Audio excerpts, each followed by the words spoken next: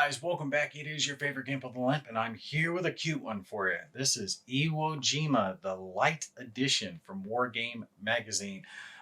War Diary, not War Game, War Diary, excuse me. Oh, I can't believe I said that wrong. War Diary Magazine. And they usually don't have the games included in the magazine. Usually you got it separately, something like that, a smaller, like, little box game version. But this is the first time they actually included one. I didn't realize it was in there at first, but then I saw Kev covering it and I stumbled across mine. I was like, oh, yay. So tickled to find the little sheet in there with the little counters. So let's go take a look at it. We got some Marine action going on, and we'll come back up here some final thoughts on Iwo Jima. All right, so here we are down at the table. Let's really quickly go over the components, which this isn't going to take long because this is a kind of magazine game, so very few components to concern yourselves with. One of the key components is actually the magazine itself, which I found my dog chewed up the corner. Good grief. I went to open the package and my dog's driving me nuts. Anyway, War Diary is a good magazine. A lot of good articles in it. Wanted to make sure I included a little discussion about the magazine itself.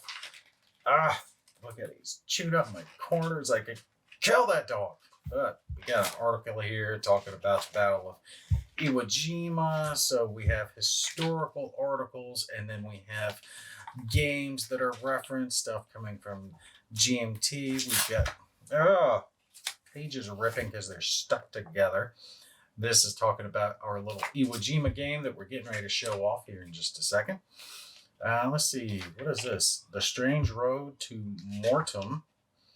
All right, different battle that we got here. There's a good one in here about Bitter Woods that made me really want to get into that one. So we've got an article here, Counterfactual Scenario for Bitter Woods by Trevor Bender, Enhanced Bulge. I'm sitting there looking at this, I'm like, okay, I really want Bitter Woods now. And evidently you can't find it. I don't think it's listed on Compass Games website anymore. So now I'm like, I want Bitter Woods. So I'm going to have to try to track down a copy of that because this looks good. This looks interesting. And I was poking around at that article earlier. Definitely want to check that one out. Anyway, there's a lot of just good articles, good stuff here in War Diary magazine. They cover a lot of different games. And this is the first time I've actually seen them include a little magazine game there with it. It always seems to have Legion games there on the back of it. They've got some really good stuff as well. I got to cover some more of their stuff because Legion has some really, really, really cool stuff. But here we are at our little magazine game, Iwo Jima, the Lite version, and it's even got the little wooden counters. Look at that. God, I love these little wooden counters because they feel good. They sound like little tiles. And they remind me of my early wargaming days where I was getting some prototype game pieces that had these wood ones that like burnt ends on them and they smelled like a campfire. I love those. To me, it means prototype game, early access, all that cool stuff. As far as the game itself, though, you got just this one small light rule book, very few pages, was it 10 pages? You can read it in 15 minutes. Very little that you have to worry about. It's just a basic game. 20 total counters. Most of them are Japanese. You see I've got some of them face down. It's only front side that you really got to worry about with these counters. One of our turn tracks and a victory point counter up here to keep track of victory points. We have our capture of Mount Suribachi for the Marines. So of course I'm going to love this. And then we can keep track of what sequence we're in. The game will only last 6 turns, and it's only going to have this one sheet and the counters and that tiny rulebook. That's it. That's all you got to keep track of.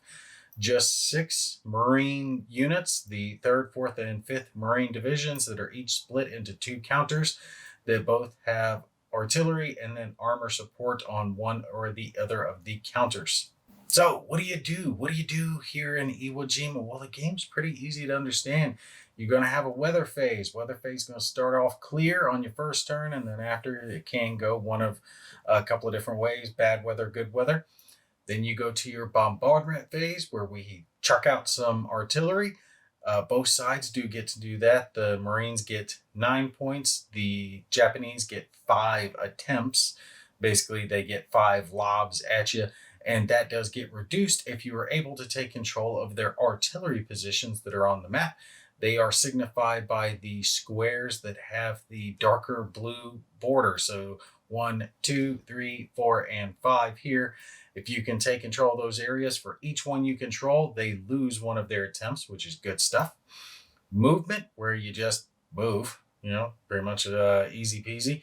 Each one of our counters here has each one of our Marine counters has their movement values listed down at the bottom center. For the Marines, it's going to be 6. And for our Japanese, we don't worry about movement because they don't really move. They're just there. But when you are on here on the beach, you're not really allowed to be moving around anyway. You're basically locked in. You have to start taking out other zones on the board to get some movement factors going on. And then, 1 movement point per place you move. Attack and advance are pretty much the same thing. From what I can figure out with the rules, you've got your attack phase, which got the rules for, right? And then with the advance phase, it's like proceed with a regular movement and attack as described in the movement and attack sections. The U.S. movements can move again at their full movement value unless bad weather, and make new attacks as this is a new movement and attack phase. So basically, you have movement and attack, and then you have movement and attack again. And then it goes into reinforcement and raids. And the cool part about this is Marine units can be killed, but they can't be wiped out. They kind of come back. So as you take casualties off the board, they'll go into recovery. Then you can use a certain amount of recovery points that you get each turn to bring them back into your reserve, which is down here, and then bring them from the reserve back to the beach, at which point they can start hooking and jabbing again. But the Japanese do have the special ability to conduct raids, and raids are basically free hits that they get to do to the Marines.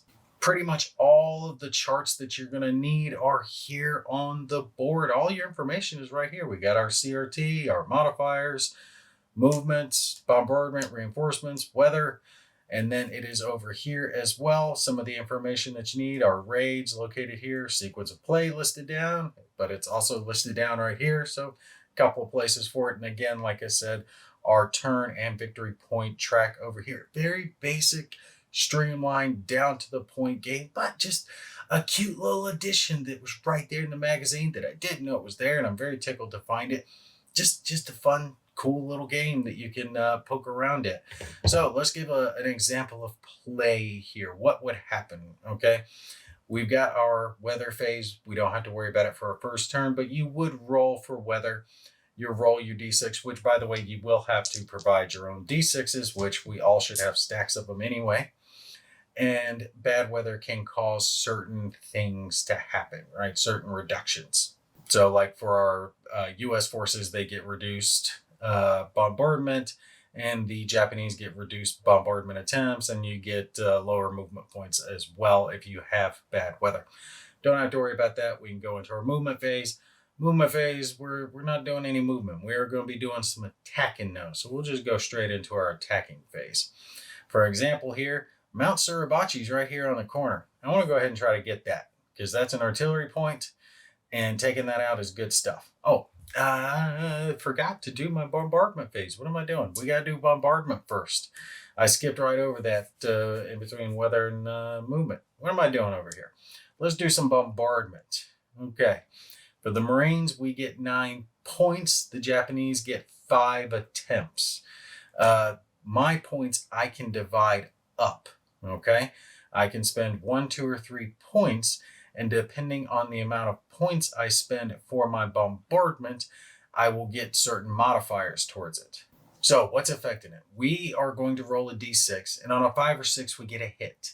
Now, I could spend 1 point per and lob out 9 shells, but they're going to be very indirect, and I get a -1 modifier. I could spend 2 points and get 0 modifier, or I can spend 3 points and I get a +1 on my to hit. Now, there are other things that will give you some bonuses. There are some airfields on here. We got a third one there, we got a second one here, and a first one here.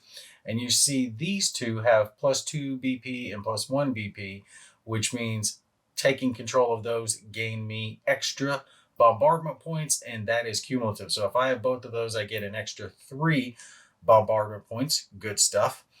Also, if I am in an artillery position, one of those blue squares, with a artillery support type unit, I do get a +1 if I'm doing the spotting. So looking at our units here, and actually let's go ahead and zoom down in so we get a better look at it. Our counters, we have our combat factor on the left, again, movement factor, and then their support type on the right. So all the Marine units are either artillery or armor. The Japanese are a little different. They can have artillery or anti-tank or armor as their support values. That number on the right side of the counter is its support value. So for our Marines, it's going to be a 1 or a 2. If I had one of my little artillery guys here in a spot right here, one of these artillery bracketed squares, and they were sighting the spot that was getting hit, I would also get a +1. Kind of specific on how that's going to work. But since I've got 9 points, we're going to divide it up into 3 shots because I want to get +1 on all of them. And I want to attack here. So we'll do that for the first one because I know I'm going to attack this spot. And if I can take a hit off of them, that will be great. So I can have an easier time taking them out. And then depending on how that goes, I might target there next, or I might target Mount Suribachi.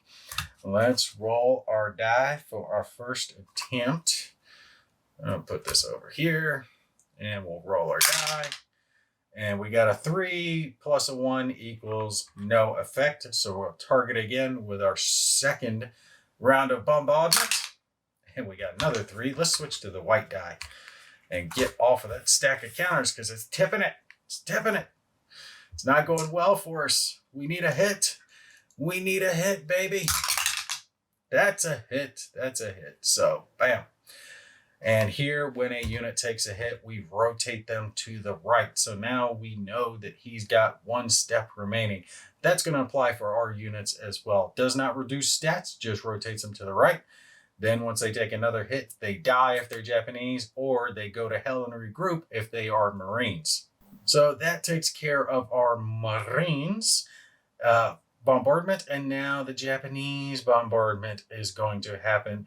And we will roll very quickly. The Japanese will start here and work up from the beach. And these are based on the numbers on these squares, 1, 2, 3, 4. And then it continues on. If the Marines move out, 5, 6, 7, 8, all throughout the island up to 15, I believe it is. Now, if we have control of Mount Suribachi, they start at 15 and work down. If they control Suribachi, they start at 1 and work up. So they are going to start here at 1 and work their way up. All right, so we roll very rapidly for the Japanese, and they did well for 1, but they missed on the others. So we were able to survive. The most amount of bombardments that each Marine unit can take is 2 in a single turn, 2 attempts. But we did get lucky. They only hit 1 of our guys. The outer 5th Marine Division took a round. It was not good for them. Now we've done our bombardment phase. Now we go to our movement phase. No movement. We go to our attack phase. We are definitely going to be shucking some rounds down range. And what we are going to do is we're going to have the 4th Marine Division perform a attack over here. We're going to try to take out this unit so we can advance, take this place, and then move other units, move some of the 3rd Marine Division on later, and have a coordinated attack to try to take out Mount Suribachi if we can do this right. Now remember, we only got 6 turns to take as many victory points as we can. We definitely want to get Mount Suribachi so we can plant our flag as Marines. That's what we do, baby.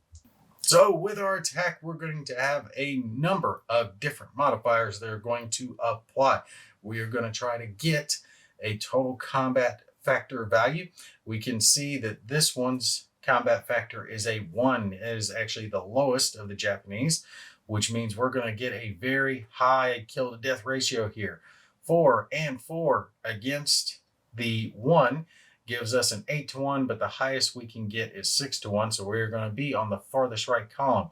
This is muy bueno. But there are modifiers. There are modifiers that are going to come into it, and we get support factors. We have a support factor of artillery of 1. They have a support factor of artillery of 1, so that's pretty much going to cancel out. but they have anti-tank here, here, boom, boom, boom. 1 point and 2 points. These are adjacent to the attack, so they get to contribute. Now, this isn't a direct comparison. It took me a sec to figure out what they were talking about. I wish they had explained this just a little bit better in the rule book, but it's listed down here at the very bottom. AT is a 1d6 roll equal to or under.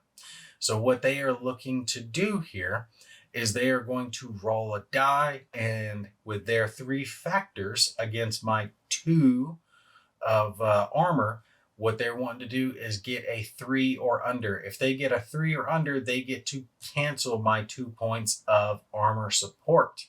That's where their anti-tank modifiers come in too. All right, so let's roll our die real quick for their anti-tank, and that did not work out well for them. They got a 6. They wanted a low roll, not a high roll, equal to or under, unfortunately, so they do not cancel my armor support. This means that the attack is going to go through with my +2 modifier for armor, but they do have a defense type. Defense types are listed down here. A is -2, B is -1, C is 0. So this one is B, B, and A. Doesn't matter for the others, but this is a B, so they do get that -1. So ultimately what we are looking at is a 8-to-1 attack with a +1 modifier, because I've got +2 and they've got the -1 after everything else is taken care of, which leaves us with just the +1. In this case, that pretty well screws them, because on our 6-to-1, the lowest I can get is the 1 or under, but in this case, I get that automatic +1, which means we're going to get a D1 or higher on this attack automatically, so we're going to win. Even if we rolled a 1, but we got a 6, which means this one was totally obliterated, blatted off the board. We will take a victory point for wiping out a Japanese unit. So we wipe them out. We will move them up to advance over to there. Now, we could continue on doing other attacks. We're not going to worry about that for now. We're just showing the game off. But if I were playing it, I would also conduct an attack over here to try to get this one wiped out. And now I would be doing that with a whole bunch of units to get a bunch of support right over here. And let's see what we got. 3 armor support, 2 artillery. We'd be able to put some hurt, especially with them being isolated over there. Although I could flip that unit when I got line of sight to figure out what their combat support, because they would be able to apply it. But we would continue over there because there's bonus points, victory points for capturing these airfields within a certain turn limit. And Mount Suribachi, if I get this in turn 1, I get a bonus victory point, which of course I am going to want to do here. I do not get to move up the 3rd Marine Division into these open squares yet. That doesn't come into the until the reinforcement phase, sadly enough. So let's say we moved on to our advance phase. We'll just skip the other attacks over here. We could go ahead and conduct our attacks over here again, like we just did, right? We've got 8, they've got 2, so we've got a 4-to-1 combat ratio going over here. And we get some positive modifiers going on with the artillery and the armor support. They've got anti-tank, but in this case, their anti-tank is just the single. So they would roll a d6 and they would have to roll a 1 or an under to cancel out my armor support. If we were able to kill them, we could move over there, plant our flag, gain the extra victory points and all the goodies that come with that. But continuing on, let's back out just a little bit. But continuing on to show you guys what happens for the rest of the game. Let's say we had our reinforcement phase over here. This is where we're going to be getting more reinforcement points to bring units back. You can bring units back from recovery into the reserve and from the reserve into the beach. And you have to spend points depending on that. So let's say this guy being killed instead of just wounded. They were over here. We would roll our d6. In this case, we got 3 reinforcement points, and we can use those to do a number of different things over here. Cohesion is talking about taking units that are rotated over here, so a step down, bringing them back up. Deployment, we can spend a reinforcement point to bring a unit from here back over, or we can do the recovery, or I'm thinking of that backwards, I think. Yes. Yeah, I'm doing it backwards. Deployment is from reserve to the beach, and recovery is from here over to the reserve. Recovery will cost you 1 or 2 points. You can either spend 1 point and randomly get a unit from recovery. So if you had 2 or 3 units over here, you would have to just roll a die and determine between them. Or you can spend 2 points to pick a specific unit that you want to bring back. Maybe it's got armor or artillery or better combat factor, so you want to spend that extra resource point.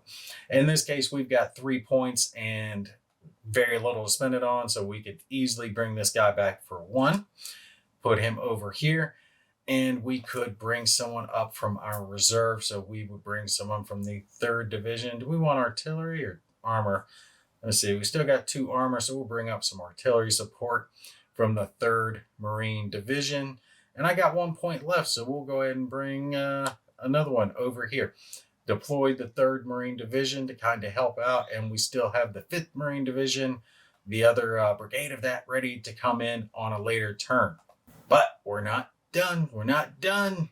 That would be great if this was the end, but it's not. The Japanese get to do raids, and raids suck. For every unit that is adjacent to the Japanese with their little raid areas, you got to roll a die. For every US unit that is adjacent to a Japanese unit, you are going to have to roll a die and look at that little Roman numeral in the upper right corner to determine what the modifier is going to be. If it's a 1, it's just a 0. If it's a 2, it's a +1. And if it's a 3, like up over there, it's going to be a +2. On this one, similar to our bombardment, a 5 to 6 is going to be a hit, and a 1 to 4 is going to be no effect. However, if you have situations like this, so we've got a 1 here and a 2 here, they're both adjacent to the 3rd Marine Division over here, you are going to use the one that is most damaging. So in this case, it's going to be the 2. You're not going to roll twice, so it's only going to be 1 attempt against the guy, but you are going to use the worst possible modifier that he has. So in this case, we would roll for this one, this one, this one, and this one. This guy is no longer adjacent to any Japanese units because we did take out that one guy that was there. And that's the basic gist for the game. When it comes to the victory points, 1 to 5 is defeat, 6 to 7, defeat, 8 to 9, defeat. It's close, but you got to get better. And 10 victory points, defeat, almost there, time to level up. 11 to 12 is when you start hitting your minor victory. 13 to 14, victory, well done. And if you get 15 or more points, you are considered to have done an incredible job. 15 squares across the board. So for the max victory, you're basically looking at wiping them out or close to wiping out the Japanese and taking a couple of those points pretty quickly. But anyway, let's pop up for some final thoughts on it. All right, so we have taken a look at Iwo Jima and all the components and the gameplay that it holds. And look, it's nothing like hugely special or anything like that. We're not talking about like War Game of the Year, but it's kind of like a nice, just icing on the cake bonus, right? Cool little island campaign game that comes with War Diary. You're getting War Diary. Right, that's what you want. The magazine is worth getting. It's got good articles. It covers a lot of different material. I like the magazine. The Iwo Jima aspect of it is just, oh, yay! I got a cool little game with it. The gameplay itself is fun, right? It's not overly difficult to understand. It's got the little segments with it. The big thing I like about this one, I think the components are good enough for what they're going for. I especially love those little wooden counters that come with it. And it's tiny. It's tiny. It's just one sheet. The rule book, which if you understand the rule book, you don't even need it. So you need one die. So you could use your phone if you had like an auto die roller on your phone, right? Die rolling app. You really just need the single sheet map and a little baggie that has the 20 counters in it. And you got a little portable war game that you could pull out pretty much anywhere and play it. I mean, tiny, tiny, tiny. I especially like it for that alone. right? I could throw this in my van, and if I ever get stuck somewhere with a wife and the kids, she's shopping somewhere, I'll pop this out on the mall floor and start chucking some dice, having fun with it. Yeah, I wouldn't probably do that, but uh, it would work, right? It's not much to it, but it's got a fun little premise. Trying to take Mount Suribachi, and there's just enough there to make it a game worth playing without it being too much to make it overly complex for what it is. You get what I'm saying? This doesn't need to have buckets of rules to it, right? You just want a little something that you can move some counters around, try to see if you can do better than you did the last time. That's it, and it does it well. It does it well. I got to give it to that. It's not trying to be more than what it is, and what it is fun enough for the components that you have. And you sure as hell can't complain about the price. I mean, come on. So when it comes to Iwo Jima Lite Edition, I'm going to give it 20 wooden counters out of 10. All right, that's it for me. You guys take care. I'll catch you in the next one.